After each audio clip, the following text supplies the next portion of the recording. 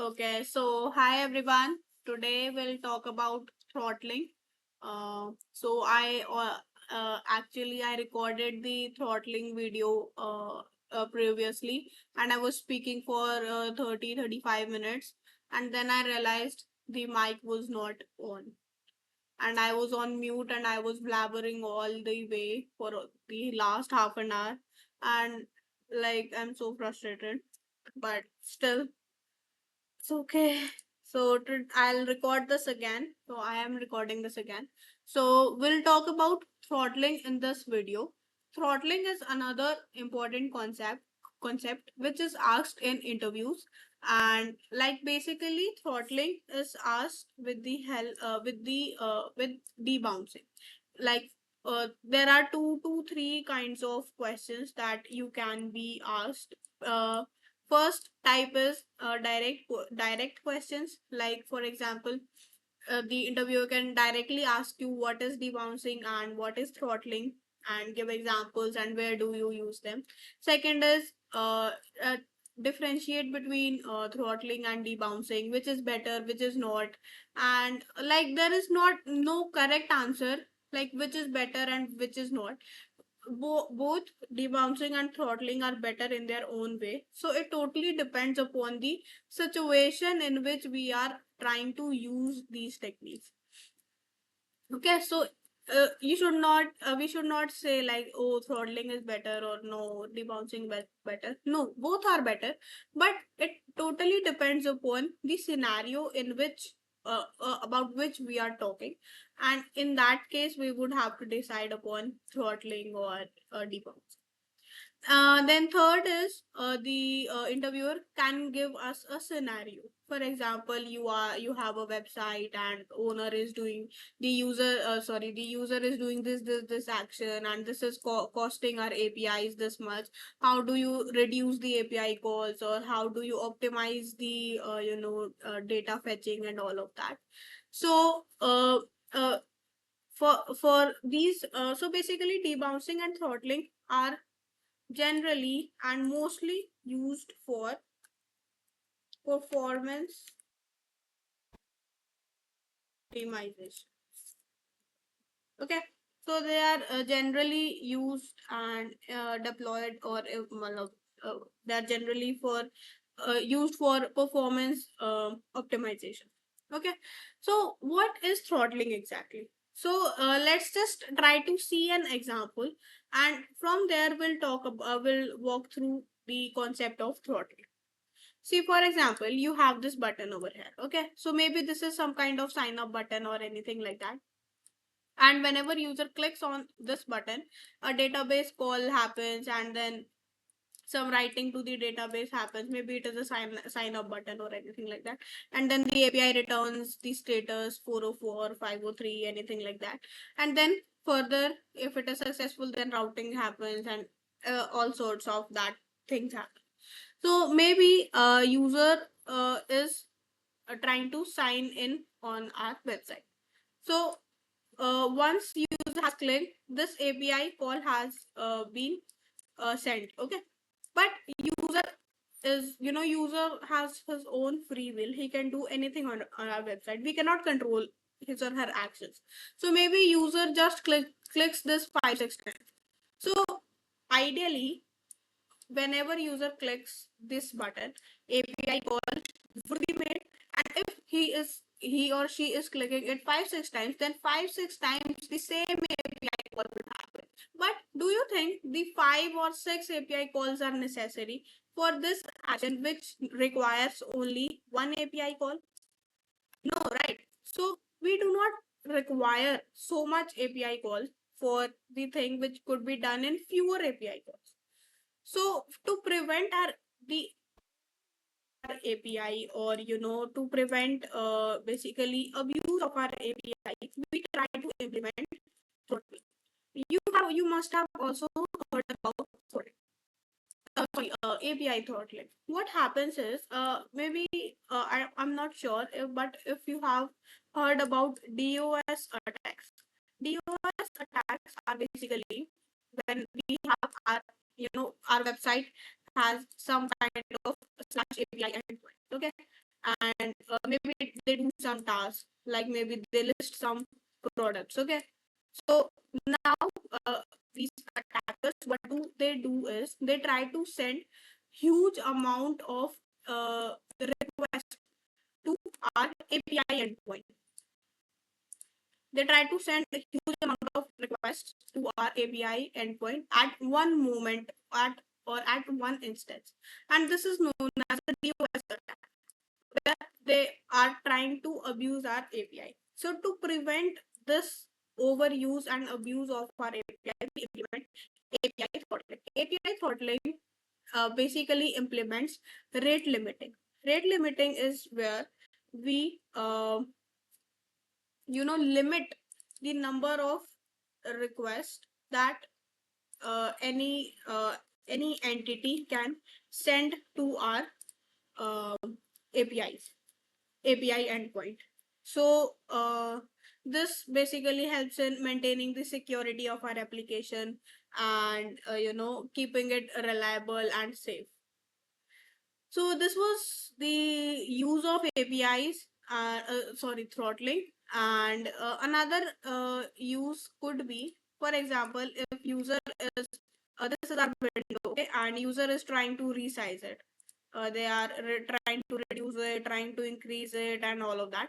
And we want to track this user activity. Now, to track this user activity, for example, the time taken by user is 20 seconds or maybe 10 seconds to resize the window. So for those 20 seconds, should we constantly try to send a request to the API endpoint, which would further count the time thing, or like any counter thing which counts the number of resizing attempts or anything like that? So for those 20 seconds, should we constantly ping our API endpoint? So no. So so in this scenario also, throttling can be implemented. So how is throttling implemented and what actually is throttling? See over here. Let let's just assume that uh, these red strokes basically uh, represent user behavior of resizing the window. Initially, user was resizing on a normal pace, and then the user uh, quickened his pace, and he was quickly resizing the window, and then he became really slow. Okay, now we need to count the, maybe time, or we have some kind of counter variable which keeps track of the time taken to time taken by the user to do all this thing, or maybe how many times he was resizing it, or anything like that, which would require an API call. So one thing is, on every stroke of the user action, we make an API call. So if we do that, so 1, 2, 3, 4, maybe 20 plus API calls would be made. Another way in this scenario would be to implement throttling, which means throttling means we should only uh, activate any function execution, or we should only make any API or function call if the time between the previous function call and current function call has passed t seconds.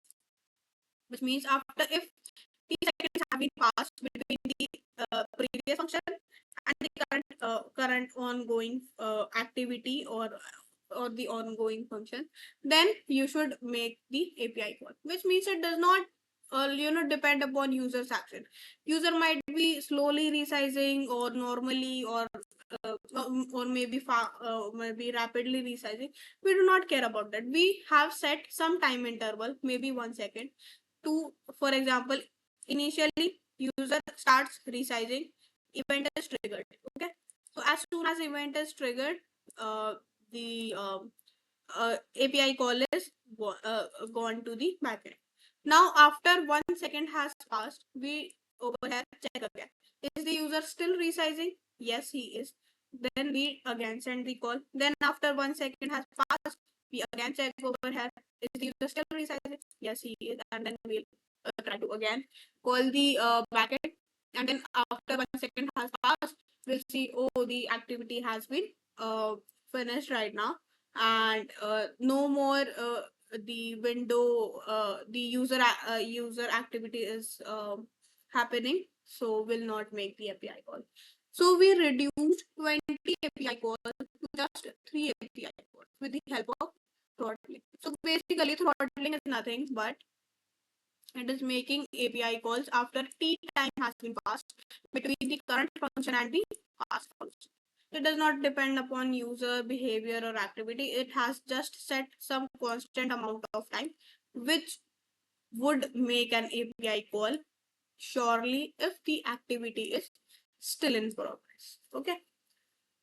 So if this button is clicked over here, so and then even if user, once it has been clicked, now for the next 5 seconds, even if user clicks it, nothing would happen. The API call would not happen. So this is what throttling is all about theoretically. So let's just try to implement the throttling thing in the code and try to see how things work uh, in real life. So maybe throttling. Okay, so we need to implement throttling. So first of all, we need to define a function which needs to be throttled. So maybe it's a function named hello, which just also logs hello. Okay, so this is just a function which will console log hello. Now we need to throttle this hello function. So to throttle this function, we need to create another function known as throttled function, which would uh, throttle the current function or whatever function we want. So this function, what would it do? It would take a function as an argument and a delay as an argument, or maybe delay. So what is this? This is the function which would get throttled. So it takes it as an input, and it would implement this function only after this delay has been occurred. Okay, so now first of all, what it has to do, it has to call this function, right? It has to call this. So to call this function, it would implement a callback function which would call this function. Now second thing what it has to do is it has to call this only after this delay has occurred, or this maybe t time has been passed. So how do we implement this thing? So basically the like right away method to implement this timeout things is, or delay things, is to use a set time. Maybe we'll define a set timeout function over here, callback function, and then the this is the delay, and inside it would do something. Okay. But if you try to see this code, this has not been throttled yet. Anytime this throttle function would be called, it would immediately execute this function without waiting for this delay time. Why? Because there is no restriction upon this. As soon as this function is called, it returns this callback function, which further implements this function. How do we implement, how do we put a restriction on this so that it only is executed after this delay amount of time? So maybe we can uh, keep track of a variable which is maybe time of variable, and then after that, so we will do this. Now see what happens is I try to uh, call this, I try to run this program. Okay. So initially what happens is, initially timeout is null. Oh, sorry, just a second. So first we will check if timeout is null. Only then you are allowed to implement this function. Okay. So initially what would happen is, initially I try to run this program. So the initially timeout is null. So since it is null, so it enters this thing and implements this function. Now, so the first iteration, timeout is null. So this function enters this if condition, and now timeout is assigned this value. So what would over here timeout would hold some arbitrary value and it would not be equal to null. Now since it is not null, even if I try to call this function again and again and again, till but timeout is not null, right? So it would not go in. But we also want to make it again null after the delay amount of time has passed, because after that time the function can be called, right? So over here, after this delay has been passed, we will again make timeout as null time. Now what would happen? First our iteration timeout will be set to this thing which is not null. Then after maybe after delay time, till this duration, all the function calls would be ignored. Not till while maybe during the duration. Okay. Now maybe during delay duration. After delay time function, timeout, what would happen to timeout? Timeout would again become null and function call would be possible. Okay. So let's just try to see this in action. So first of all, we'll see the first iteration. What is first iteration? So how do we try to call this thing? We'll throttling and we'll call this function and it would I would pass a hello function and 2 seconds maybe. Uh, it is saying I already have a throttle thing, so you cannot redeclare. So I remove that. So now we need to call the first iteration or the first function call that we would make, which is this. Now rest of the function calls, these are all during the 2 seconds delay, and all these would be ignored because they are immediately getting called. See, this is the first iteration. Now the delay has been activated. After this, as soon as it comes on this line, delay has been activated for 2 seconds. But this is getting implemented immediately.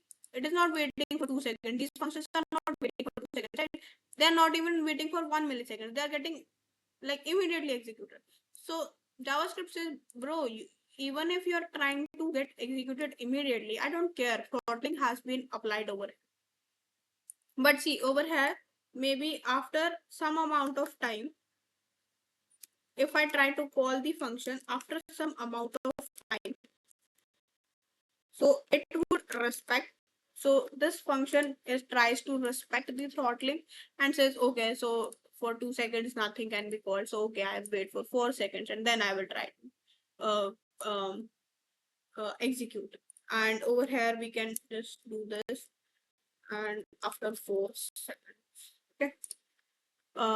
Yeah. So I think this should get executed. Let's just try to see this on the server side. And let's just open our console. HTML and let's just see our console. See, initially the first function call, the hello was printed over here. This was printed. What would have happened? Hello. And what happened to these all? These were all ignored. And like, see, the first iteration, one was done, 2 seconds, 1, 2, we waited. Then after 4 seconds, this was implemented. These even though they were immediately, they were like, these are the you know constant button pressing of the user, and where they do not even wait for 1 second. So this is happening. So even if it is happening, our api is not getting abused, as we have implemented the delay, and only after 4 seconds or 2 seconds this is getting executed over here. Now here comes an important question. See over here, we had this thing inside the throttle, right? Initially, it was, point, so it was executed very easy. But over here, after some amount of, say, after 4 seconds, after two, maybe 4, 5, 6 seconds, over here it was called again, so it was able to remember the timeout, and it was able to execute this function. So how was it able to remember this timeout variable? Once it was put inside this, and then this was like completely removed, so logically the timeout thing should be gone out of the scope, right? But how is it remembering timeout, and how is it remembering timeout's value? Like, is it 291 or is it null? How is it doing this? So over here, it is doing with the help of closures. If you remember, closures have this property that even if it goes out of scope, it remembers the variable's value inside it. So with the help of closures, this all thing gets implemented. That even after you, like, this function was completely destroyed, right? It was just put into this, so these all were removed, right? But still it remembered its environment, its the timeout thing it remembered. How does it do this? With the help of closures. So yeah, this was all about throttling. Throttling is pretty easy, and if the bouncing or throttling comes in interviews, like, you should completely break it and get that job offer. So that's fucking cool.